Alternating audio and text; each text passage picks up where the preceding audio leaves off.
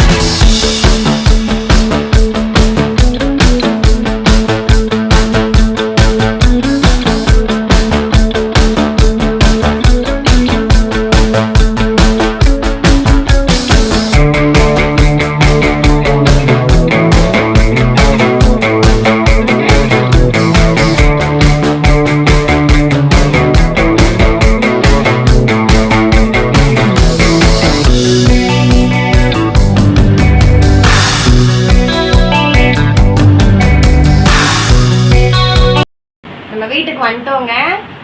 கோயிலில் 2 பேர் தான் இருந்தாங்க, அவங்களுக்கு மட்டும் கொடுத்துட்டோம். அதுக்கப்புறம் ஐயர்கிட்ட சொன்னதும் அவங்க அங்கே வச்சுட்டு போங்க, முருகர் சாமி கிட்ட வச்சுட்டு போங்க, யாருனாச்சும் வந்தாங்கன்னா நாங்கள் கொடுத்துக்குறோம் அப்படின்ற மாதிரி சொன்னாங்க. சரின்னு சொல்லிட்டு அங்கேயே வச்சுட்டு வந்துட்டோம். அதுக்கப்புறம் ஃபோட்டோஸ்லாம் எடுத்துகிட்டு வீட்டுக்கு வந்துட்டோம். இதுக்கப்புறம் கொஞ்சம் சமையல்லாம் செஞ்சு முடிச்சுட்டு டெக்கரேட் பண்ணணும் தம்பியோட பர்த்டேக்கு. அது என்னன்னு பார்த்துட்டு அதுக்கப்புறம் உங்களை வந்து நான் பார்க்குறேன்.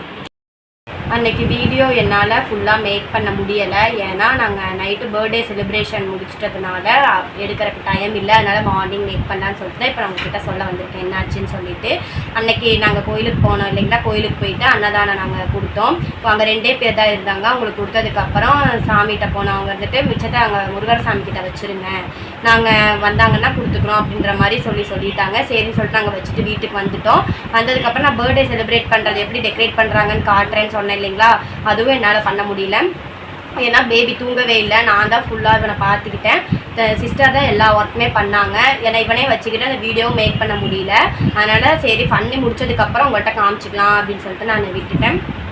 அப்புறம் அவங்களாலே இது ஃபுல்லாகவே பண்ண முடியல. என்னாச்சுன்னா இந்த ஃபோட்டோ ஃப்ரேமுக்காக அது ஒரு பெரிய கதையாக ஆயிடுச்சு. நாங்கள் இந்த ஃபோட்டோ ஃப்ரேம் தான், இதுதான் நாங்கள் பேபிக்காக பண்ண ஃபோட்டோ ஃப்ரேம். அவன்கிட்ட நாங்கள் ஏன் இந்த ஃபோட்டோ ஃப்ரேம் பண்ணோன்னா, இவன் பிறந்ததுலேருந்து இவனுக்கு இன்னும் ஃபோட்டோவே நாங்கள் எந்த ஃப்ரேமுமே போடவே கிடையாது. சரி எல்லா ஃபோட்டோவும் நம்ம கலெக்ட் பண்ணி நம்ம 1 இயர் ஃபர்ஸ்ட் பர்த்டே வரும்போது இது எல்லாமே நம்ம மேக் பண்ணிக்கலாம்னு சொல்லிட்டு தான் நாங்கள் எதுவுமே பண்ணவே இல்லை. இதில் ஃபர்ஸ்ட் மந்த்லேருந்து இப்போ 12th மந்த் வரைக்கும் இருக்கிற ஃபோட்டோஸ் எல்லாமே இருக்குது. சரி இது எல்லாமே ஒரு மெமரபிளாக இருக்கும்ல, அதனாலன்னு சொல்லிட்டு தான் இந்த ஃபோட்டோ ஃப்ரேமே நாங்கள் மேக் பண்ணோம். அது என்னாச்சுன்னா நாங்கள் ஆன்லைனில் தான் இது பார்த்துட்டு சரி லோவஸ்ட் ப்ரைஸாக இருக்கே அப்படின்னு சொல்லிட்டு நாங்கள் அவங்களுக்கும் ஆர்டர் கொடுத்துட்டோம். சண்டேவே கொடுத்துட்டோம். சரி அப்போ 3 டேஸ் பிஃபோர் கொடுத்தோம்னா நமக்கு அந்த அன்னைக்கு கரெக்டாக வந்துடும் அப்படின்ற மாதிரி நாங்கள் கொடுத்துட்டோம். இது மொசைக் ஃபோட்டோ ஃப்ரேம்ன்றனால எடிட்லாம் பண்ணி பண்ணுறதுக்கு கொஞ்சம் டைம் ஆகும் அப்படின்ற மாதிரி அவங்க சொன்னாங்க. சரிங்கண்ணா எவ்வளோ நேரம் ஆனாலும் பரவாயில்ல, ஆனால் எங்களுக்கு வெட்னஸ்டேக்குள்ளார வேணும் அப்படின்ற மாதிரி சொல்லிட்டோம். திருப்பூராக இருந்தால் கூட நம்ம போய் வாங்கிட்டு வந்துருக்கலாம். கோயம்புத்தூர் அங்கேருந்து நம்மளால் போக முடியல. சரின்னு சொல்லிட்டு நாங்களும் விட்டுட்டோம். அவங்க வந்துட்டு கொரியர் பண்ணி விடுறேன்னு சொன்னாங்க. எப்போ சொன்னாங்க? புதன்கிழமை சொன்னாங்க. கொரியர் பண்ணாங்கன்னா எப்படியும் 1 or 2 days ஆயிரும். அப்போ பர்த்டேவே முடிஞ்சு போயிடும். அதனால எங்களுக்கு அப்போ என்ன பண்ணுறதுனே தெரில. சரி அந்த அண்ணாட்ட கால் பண்ணி, அண்ணா எங்களுக்கு அந்த பஸ்ஸில் மட்டும் வச்சு விட்டுருங்கண்ணா, எங்கள் ஊர் பஸ்ஸில் அப்படின்ற மாதிரி நாங்கள் சொல்லிட்டோம். அந்த அண்ணாவும் சரின்னு சொல்லிட்டாங்க. அப்புறம் என்னாச்சுன்னா அவங்க எங்கள் ஊருக்கு பஸ்ஸில் தான் வச்சு கொடுத்தாங்க, ஆனால் பழைய பஸ் ஸ்டாண்டு போகிற மாதிரி வச்சு கொடுத்துட்டாங்க. நான் 5:30 கால் பண்ணி சொல்கிறாங்க, இந்த மாதிரி உங்களுக்கு பஸ்ஸில் நாங்கள் வச்சு விட்டு 1 hourக்கு மேலேயே ஆயிடுச்சு. பஸ் நம்பரு அதுக்கப்புறம் அந்த கண்ட்ராக்டரோட ஃபோன் நம்பர் இது 2மே அனுப்பிச்சி விட்டாங்க. இன்னும் 1/2 hourல பஸ் இருந்துட்டு அங்கே ரீச் ஆயிரும், 10 minutes தான் இருக்கும், அதுக்குள்ளே நீங்கள் போய் வாங்கிக்கோங்கன்ற மாதிரி சொல்லிட்டாங்க. எங்களுக்குலாம் என்ன பண்ணுறதுனே தெரியல. போகிறதுக்கும் இங்கே ஆளும் இல்லை. பஸ் எடுத்துட்டாங்கன்னா ரிட்டனும் இந்த ஃபோட்டோ ஃப்ரேமும் போயிடும். அதுக்கப்புறம் என்ன பண்ணுறதுனே தெரியாமல் அங்கே இருந்த ஒரு அண்ணாவுக்கு கால் பண்ணி, அண்ணா அதே நாங்கள் அந்த அண்ணா எங்களுக்கு தெரிஞ்ச அண்ணா தான், அண்ணா அந்த இதை மட்டும் வாங்கி வைங்கன்னா நாங்கள் வந்து வாங்கிக்கிறோம் அப்படின்ற மாதிரி சொல்லி அப்புறம் அந்த அண்ணா போய் வாங்கி வச்சு என் சிஸ்டரும் அப்பாவும் தான் போனாங்க. போயிட்டு அந்த அண்ணாட்ட போய் வாங்கிட்டு வந்துட்டாங்க. இதனாலேயே எங்களுக்கு ரொம்ப படபடப்பாயிடுச்சு, என்ன பண்ணுறதே தெரியல. ரிட்டன் வேறு ஃபோட்டோ போயிடுச்சுன்னா அப்புறம் என்ன பண்ணுறது அப்படின்ற மாதிரி ரொம்ப இதாச்சு. இதுதான் ஸ்டோரி. அதனால தான் எங்களால் அந்த டெக்கரேஷன் அந்த ஃபுல் வீடியோ போடுறேன்னு சொல்லியிருந்தேன் இல்லைங்களா, அந்த டெக்கரேஷன் எதுவுமே எங்களால் எடுக்கவும் முடியல. அதனால் so sorry.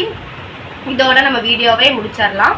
Okay, next video என்ன வேணுன்றதை கமெண்ட் பண்ணுங்கள், அந்த மாதிரியே நம்ம பண்ணிடலாம். நெக்ஸ்ட் வீடியோவில் மீட் பண்ணலாம். பாய்.